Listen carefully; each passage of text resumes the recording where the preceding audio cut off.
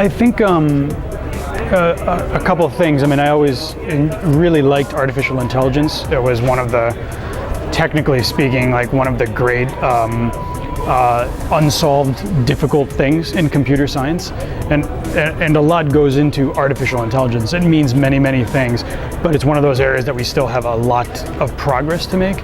And at the same time that I really enjoyed this technical field, I really enjoyed the arts. You know, I love writing, and I love good theater and good movies and storytelling, and video games are sort of an obvious way to combine a love for technical work and a love for storytelling. So that's what sort of drew me to that area.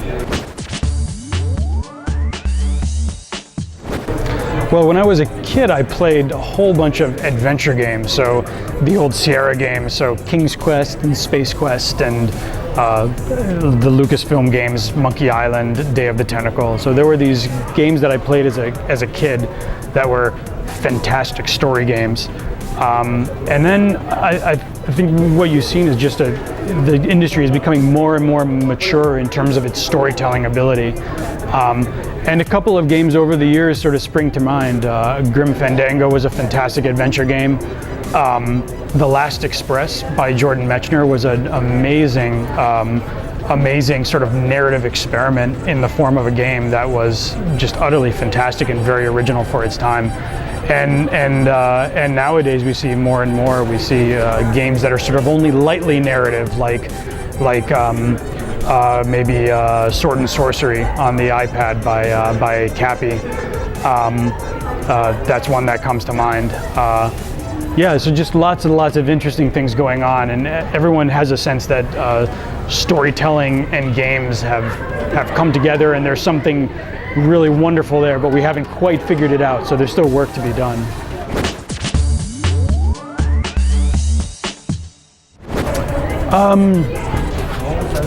Yeah, I mean, it's so I would say that AI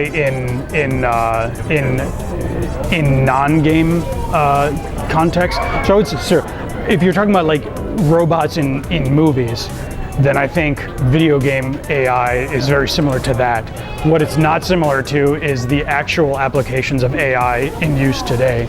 If you look at Google is built on top of AI. I mean, the fundamental algorithms that you know get you the results of your search and very quickly, and that analyze the contents of emails and analyze the contents of documents, like that's all AI.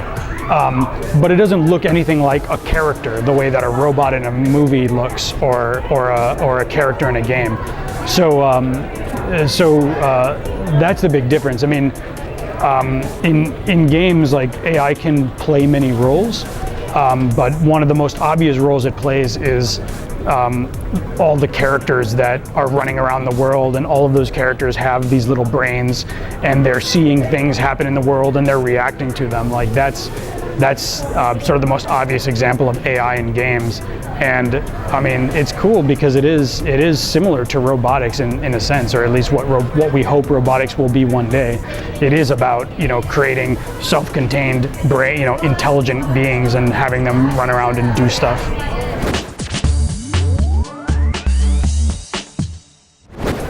Well, you should definitely learn traditional AI. I mean, there's a lot of, I mean, there's 50, 60 years of work on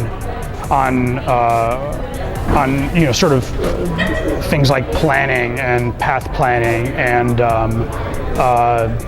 risk analysis and Bayesian inference and this kind of stuff. So there's a lot of work out there on you know, what you might call academic AI techniques and methods, and you should definitely learn some of that stuff. I mean, like the people who do AI in games like should have at least something of a background in academic AI.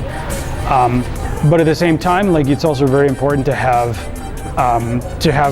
experience in a production environment. Like the most important thing for an engineer of any kind in a video game setting is to be able to ship, you know, to be able to get things done, to write good code, to fix bugs, to close issues down and not open them up.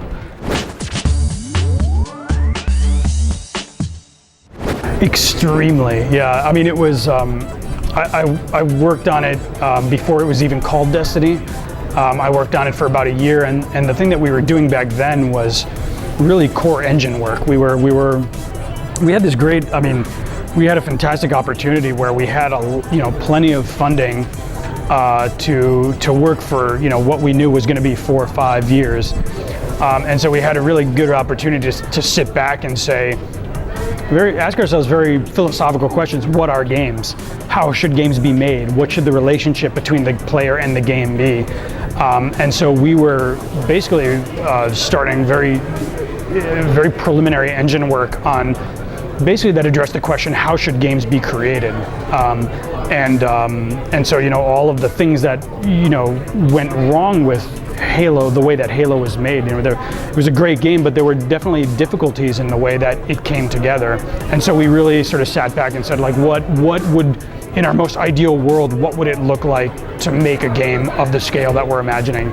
And I didn't stay around for all of Destiny, but many of the ideas that we came up with worked their way into the engine that I built for Moonshot. So in Moonshot, we used our own technology built on an engine from the ground up. I haven't played it. I'll be honest, I haven't played it yet, so I can't even answer the question. I do know that those guys are like absolutely brilliant people. So the game looks beautiful, certainly, so I haven't gotten a chance to play it, but I do know that they're very serious about the notion of it being a 10-year game. So I have utterly no doubt that Destiny in 6 or 8 years is going to be even quite different from what we see as Destiny today.